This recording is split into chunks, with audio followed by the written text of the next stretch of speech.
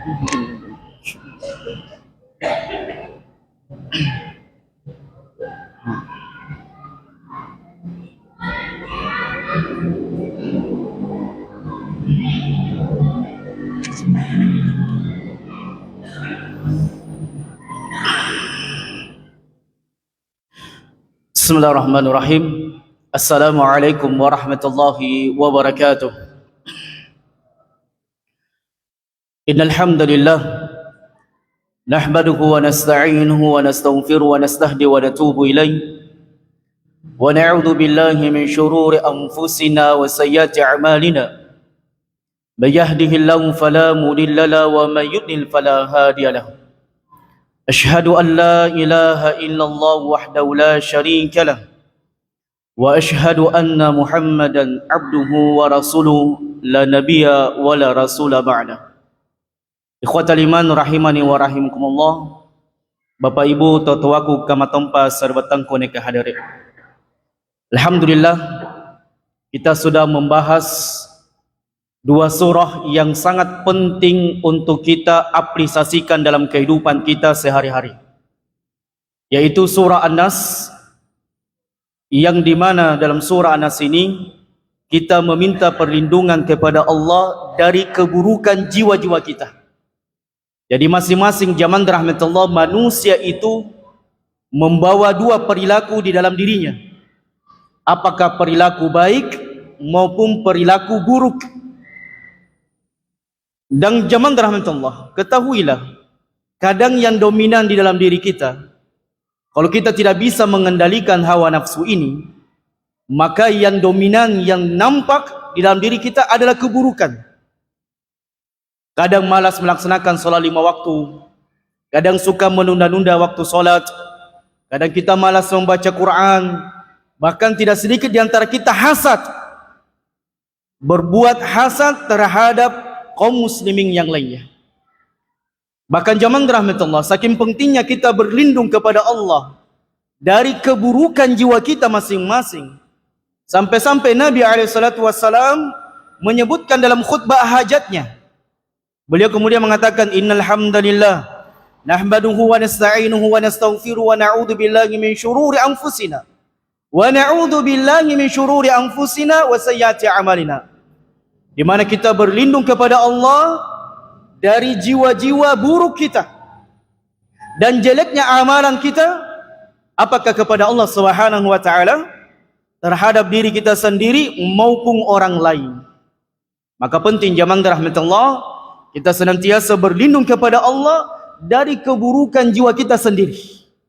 Jadi tidak usah banyak mengurusi orang lain, kan begitu. Banyak orang sibuk mengurusi orang lain, menceritakan kejelekan orang lain, padahal keburukannya ada dalam diri mereka sendiri, kejelekannya ada dalam diri mereka sendiri.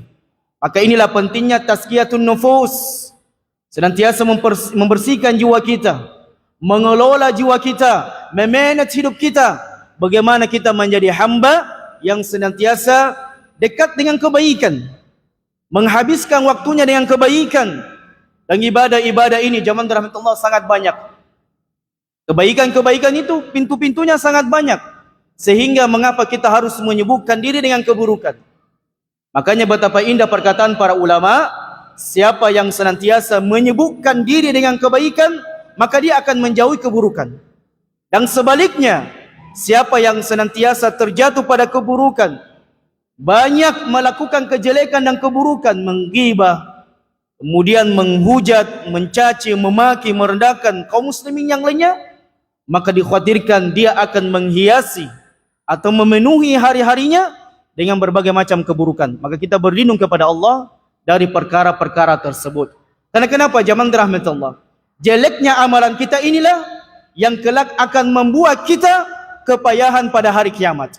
Jangan sampai kita sudah baik solat tak, rajin kita sambayang, punya sambayang kita niat kita di saf pertama, kita rajin membaca Quran, rajin bersedekah, namun pada hari kiamat kelak, semua amalan kebajikan tidak dianggap oleh Allah. Itu sirna zaman rahmatullah. Karena kenapa? Banyaknya keburukan yang kita lakukan, yang notabene-nya kebaikan itu harus membayar semua keburukan yang telah kita lakukan. Baik, kemudian yang kedua jamaah rahmatullah. Kita kemudian membahas kemarin surah Al-Falaq, di mana surah Al-Falaq ini menekankan kepada kita semuanya untuk memperbanyak berlindung kepada Allah dari keburukan eksternal. Bukan dari diri kita. Kalau surah Nas, kita berlindung kepada Allah dari keburukan kita, dari jiwa-jiwa kita ini semuanya. Maka surah Al-Falaq ini kita meminta perlindungan kepada Allah dari keburukan eksternal kita, bukan dari dalam diri kita. Apakah dari saudara kita, dari tetangga kita, dari teman kita, dari orang lain, atau keburukan itu bisa datang dari bangsa jin. Ya, dari bangsa jin. Karena kita harus yakini bahwasanya di dunia ini bukan cuma manusia dan binatang yang hidup.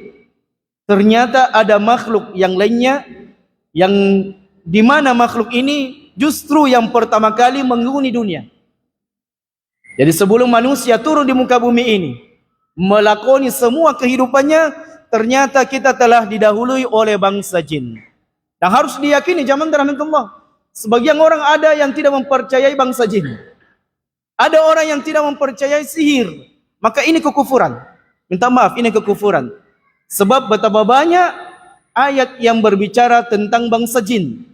Bahkan di dalam Quran ada sebuah surah yang disebut dengan surah jin. Maka ini jamaah rahmatullah, pentingnya kita kemudian saling nasihat menasihati dalam kebaikan agar kita semuanya bisa terhindar dari berbagai macam keburukan. Baik jamaah rahmatullah, kesimpulan pada malam berbahagia ini kita akan menyebutkan 10 perkara untuk membentengi diri kita dari pengaruh buruk sihir dan penyakit ain. Kita sudah bahas panjang lebar kemarin bahwasanya penyakit ain ini benar-benar terjadi. Tidak sedikit jamaah rahmatullah, ada orang yang suka foto selfie. Kemudian dia pamerkan foto selfie-nya di media sosial. Dan seketika ada sebuah menarik dari penyakit ain ini. Orang mungkin melihat foto ini, ada yang mungkin memujinya, ada mungkin yang sampai iri, ada yang bahkan sampai hasad. Kemudian tiba-tiba yang menimpa orang tersebut, kemudian dia menjadi gila. Hati-hati. Orang yang sering pasang foto media sosial, hati-hati ki. Jadi besok-besok tiba-tiba Anda mendapatkan penyakit yang Anda tidak bisa menjelaskan dari mana sebab musababnya penyakit ini, maka boleh jadi itu adalah karena ulah Anda sendiri yang suka mempasang foto di media sosial. Hati-hati ke zaman rahmatullah. Oleh karenanya nasihat para ulama, kalau Anda diberi nikmat, jangan sering diposting di media sosial. Dan kita sekarang ini Masya Allah ya, apa-apa saja di media sosial. Romantisme keluarga di media sosial, bahkan makanan, minuman itu di media sosial. Hati-hati zaman rahmatullah. Sebab orang yang hasad itu banyak dibandingkan di antara manusia yang bisa menerima keadaan Anda yang lebih baik darinya. Hati-hati. Karena kebanyakannya orang hasad karena tidak menerima keadaan Anda. Bahkan teman saya ada di luar negeri, dia mengatakan di sini tempatnya Ustaz, Masya Allah, itu penyakit ain betul-betul luar biasa. Kadang kita ditampakkan dari orang-orang yang ditimpa penyakit ain, tiba-tiba badannya kurus. Apalagi anak kecil. Anak kecil itu sangat rentan dengan penyakit ain. Misalnya anak kita badannya bagus, tiba-tiba ada mungkin tantenya datang dari jauh, kemudian dia mengatakan, lucunya ini anak, bagusnya badannya ini anak, bontotnya ini anak. Tiba-tiba anak kita menangis di malam hari, tiba-tiba anak kita panas, tiba-tiba anak kita menjadi kurus. Hati-hati, itu berjalan zaman rahmatullah. Maka jangan pernah orang merasa aman dari semua perkara-perkara yang Allah sebutkan dalam surah Al-Falaq. Begitu pula dalam surah An-Nas. Tapi zaman rahmatullah, pada kesempatan yang berbahagia ini mudah-mudahan cukup, tapi kayaknya tidak cukup.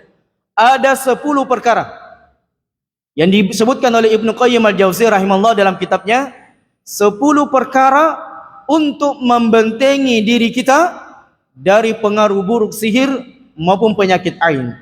Tapi sebagai mukaddimah zaman rahmatullah, saya ingin menjelaskan bahwasanya as-sihir min a'zamil mubiqat.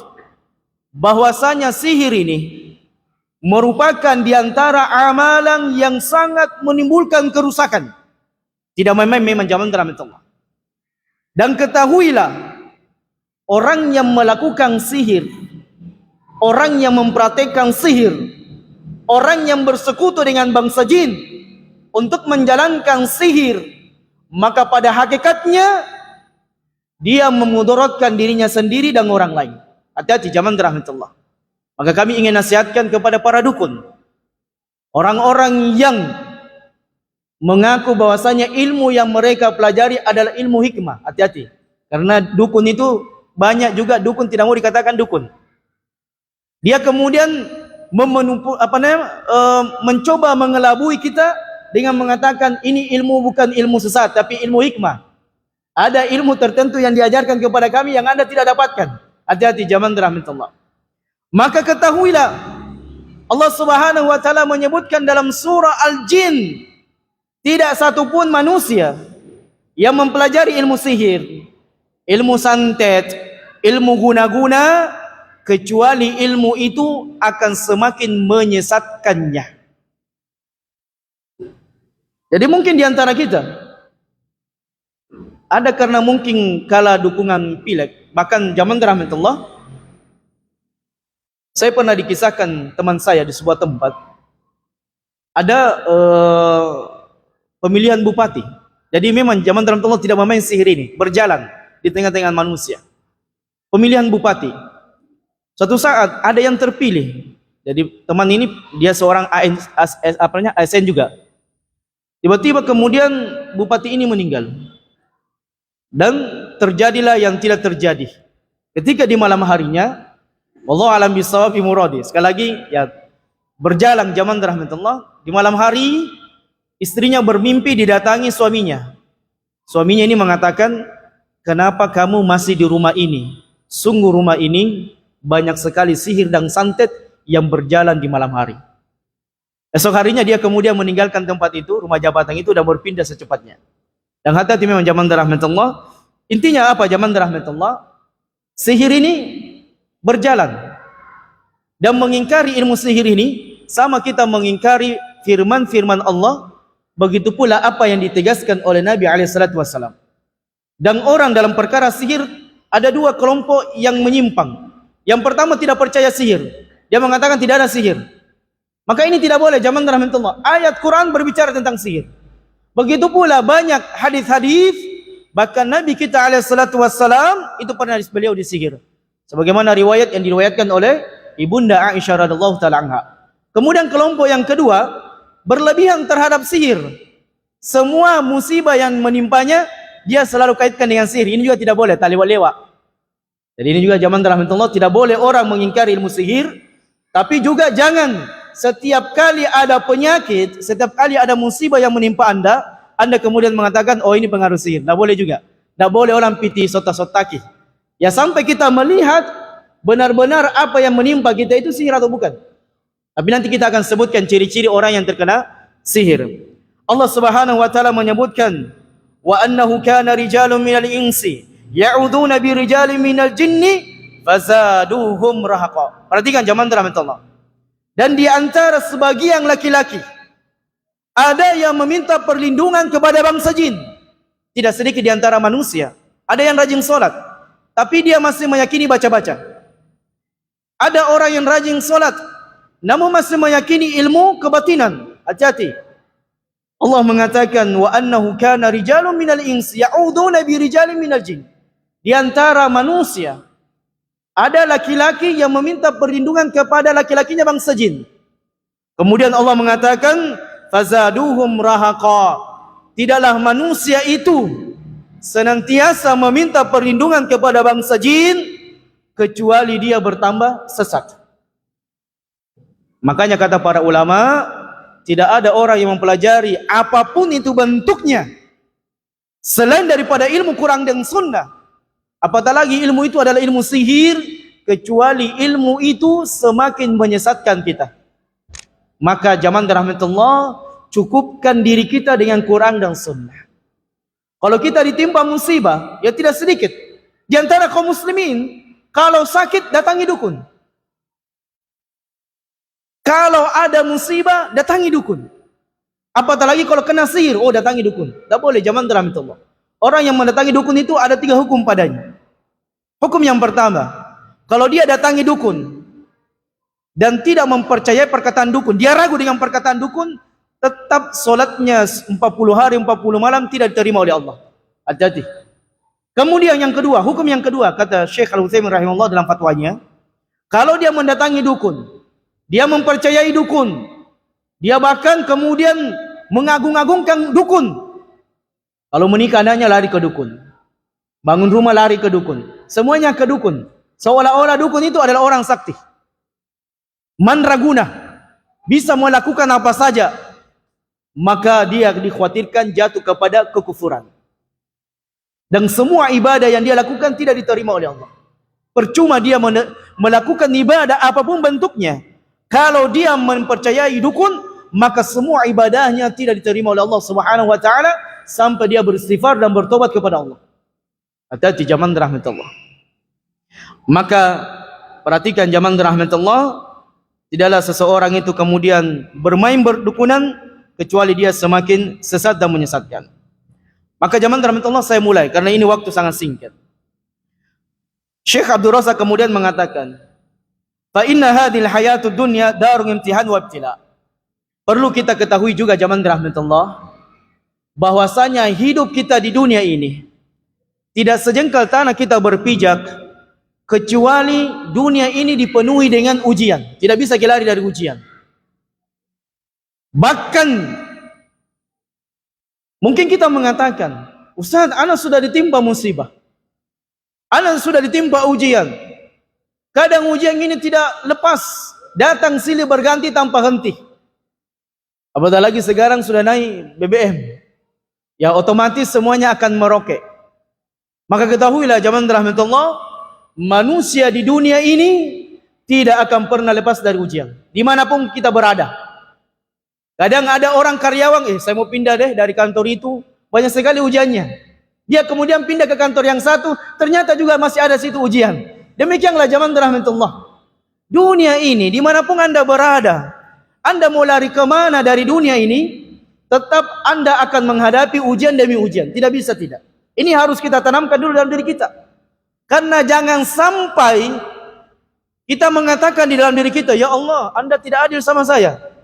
Saya sudah rajin sholat, saya sudah hijrah, saya sudah memperbaiki diri. Dulu saya waktu maksiat, enak-enak hidup saya, tidak ada ujian. Waktu saya belum mengenal Islam, Masya Allah, saya tidak pernah ditimpa musibah seperti ketika saya hijrah. Hati-hati zaman rahmatullah. Kita sudah bahas juga di tempat yang lainnya, bahwasanya kalau ada orang rajin maksiat, rajin berbuat dosa, merasa nikmat dengan dosa tersebut, dan dia mengatakan, rezeki saya semakin lapang, karir saya semakin baik, ketahuilah zaman rahmatullah, itu adalah istidraj, boleh jadi istidraj dari Allah. Apa artinya istidraj? Anda diberi nikmat, dengan nikmat itu anda berbuat maksiat, berbuat durhaka kepada Allah, namun satu ketika tiba-tiba Allah membinasakan anda dengan nikmat tersebut. Ini namanya istidraj. Hati-hati ke zaman rahmatullah. Oleh karenanya Allah menegaskan kepada kita semuanya. Jadi naiknya BBM ini zaman rahmatullah akan terus mengalami kelonjakan harga. Tidak bisa tidak. Sampai kapan Ustaz ujian ini? Sampai anda meninggal. Anda nanti istirahat dari ujian kalau sudah meninggal. Jadi anda akan istirahat dari ujian sampai anda meninggal. Di rumah anda diuji. Apakah diuji dengan istri yang cerewet, istri yang suka marah-marah, istri yang suka ngomel, itu ujian. Jadi istri itu ujian. Apakah anda diuji dengan anak, begitu pula istri diuji dengan suaminya. Kita bertetangga diuji dengan tetangga, jamaah masjid diuji dengan jamaah masjid, di jalan kita diuji dengan kendaraan yang lainnya, dimanapun kita berada. Semuanya penuh dengan ujian. Allah Subhanahu wa taala mengingatkan kita dalam surah Al-Anbiya ayat yang ke-35, kullu nafsin dha'iqatul maut. Tunggala-tunggala jiwa pasti akan merasakan kematian. Setiap jiwa akan mati zaman rahmatullah. Ini penegasan dari Allah. Jadi sehebat apapun harta anda, setinggi apapun jabatan Anda, maka kita semuanya akan mati. Kita ini dari nol akan kembali menjadi nol. Kita ini datang dari Allah dan akan kembali kepada Allah. Kullu nafsin dha'iqatul maut. Setiap yang berjiwa, setiap yang bernafas, setiap yang bergerak, setiap yang berjalan, dha'iqatul maut, dia akan merasakan bagian dari kematian. Tidak bisa tidak, zaman rahmatullah. Kemudian Allah mengatakan, wa nabluukum bisyarri wal khairi fitnah. Dan kami akan berikan kepada kalian kelapangan dan kesempitan sebagai ujian.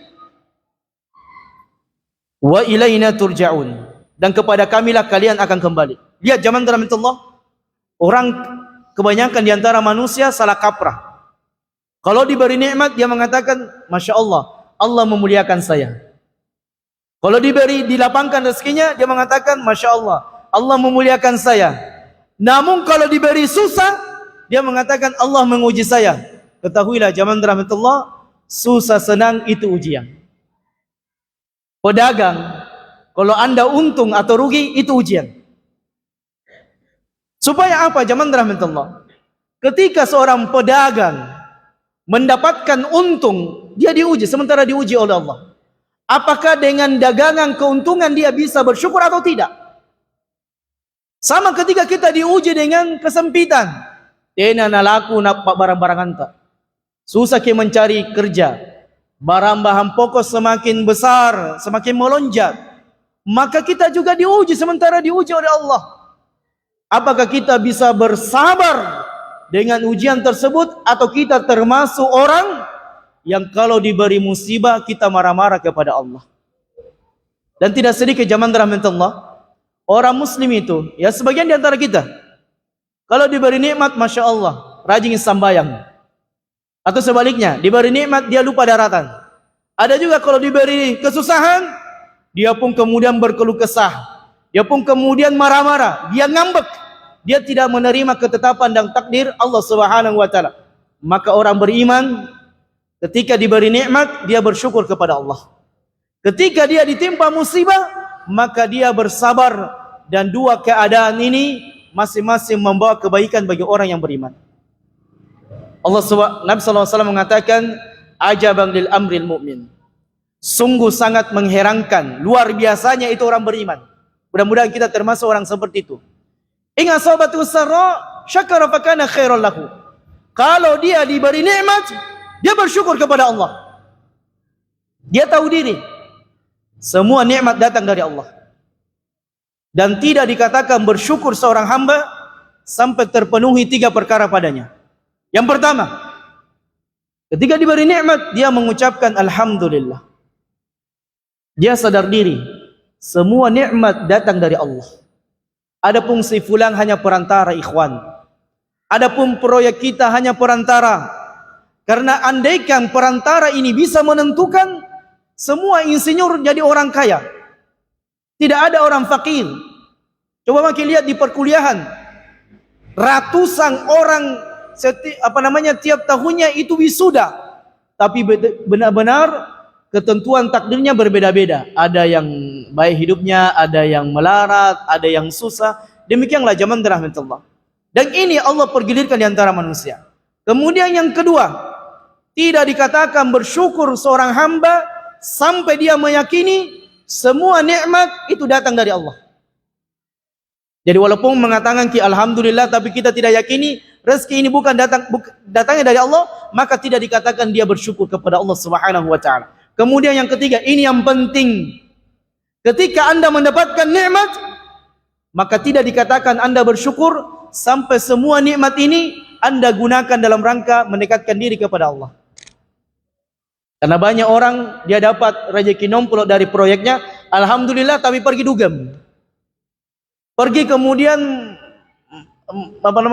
sewa PSK dan sebagainya. Atau dia menyombongkan dirinya. Nasallallahu salamatan wa afiyah. Kemudian yang kedua, zaman rahmatullah. Wa in asabathu dharra sabara fakana khairan lahu. Kalau dia ditimpa musibah, dia sakit, dan kita semuanya pasti sakit. Tidak ada orang hidup tanpa sakit. Susah zaman rahmatullah. 5 perkara yang pasti akan terjadi. Oleh karenanya Nabi SAW mengatakan, iktanim khamsan qabla khamsin. Jaga 5 perkara sebelum 5 perkara. Salah satu perkara yang harus dijaga adalah nikmat sehat. Mumpung masih sehat ki, rajin-rajin ki sembahyang. Mumpung masih sehat ki, rajin-rajin ki majelis ilmu. Yang ki kutu-kutu, yang ki malas-malas.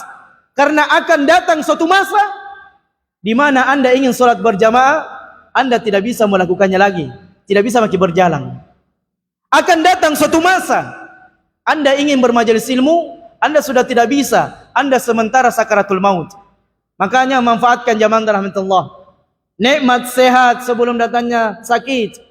Kalau Anda dalam keadaan kaya, bersedekah ki. Jangan ki nanti mau bersedekah kalau sakaratul maut. Apa boleh? Jangan sampai zaman rahmatullah. Karena 5 perkara ini pasti Allah pergilirkan. Tidak ada orang bilang kaya terus. Tidak ada. Tidak ada zaman rahmatullah. Akan datang suatu masa ketika Anda lapang, pasti akan datang kefakiran. Akan datang suatu masa ketika Anda sehat, pasti ada sakit. Dan akan datang suatu masa kita semuanya ini hidup, tapi sebentar lagi akan mati. Jadi manfaatkan zaman rahmatullah. Umur kita ini tidak lama. Amaru ummati ma baina 60 ila 70. Umur umatku kata Nabi SAW antara 60-70 tahun. Wa aqalluhum man yujawizu dzalik. Dan sangat sedikit yang melampaui 70 tahun. Sedikit. Hitung jari. Kawan-kawannya zaman rahmatullah, jangankan umur tua stroke. Sekarang kemarin saya ke rumah sakit, umur 30 ada orang yang sudah kena stroke. Menunjukkan apa? Kualitas makanan semakin tidak baik buat kita. Ya, jadi jangki dulu balala zaman rahmatullah. Jadi saya sering ajarkan kepada kaum muslimin, hidup sehat itu diajarkan oleh Allah dalam Quran. Kulu washrabu wala tusrifu. Silakan makan yang halal, tapi jangan kau balala-balala. Itu kuncinya zaman rahmatullah. Kunci kesehatan Allah sudah sebutkan. Kulu washrabu wala tusrifu. Makan dan minumlah silakan selama itu halal, tapi satu di kaidahnya, jangan berlebihan. Contoh misalnya, Anda kuat makan karbohidrat, maka lari ke mana? Penyakit diabetes, gula. Anda malas makan, banyak bekerja, larinya kemana? Tipes. Coba lihat, tidak makan tipes, banyak makan gula, pertengahan ki. Itu kaidahnya kehidupan zaman rahmatullah. Sungguh luar biasa kalau kita mentadabburi ayat-ayat Quran maupun sunnah Nabi alaihissalatu wassalam. Tapi zaman rahmatullah. Satu poin saja, sudah mendekati waktu Isya. Baik. Perkara yang pertama, saya singkat saja, untuk melindungi kita dari pengaruh sihir maupun dengan penyakit ain. Hati-hati, khususnya ujian bagi orang tampan dan cantik. Ini banyak musibah. Jadi jangan bilang orang tampang itu tidak ada musibahnya, banyak musibahnya. Banyak ujiannya orang tampang. Begitu pula orang cantik, banyak ujiannya. Banyak kami dapatkan kasus wanita-wanita yang Allah berikan kemuliaan kecantikan. Itu banyak yang gila akibat penyakit ain.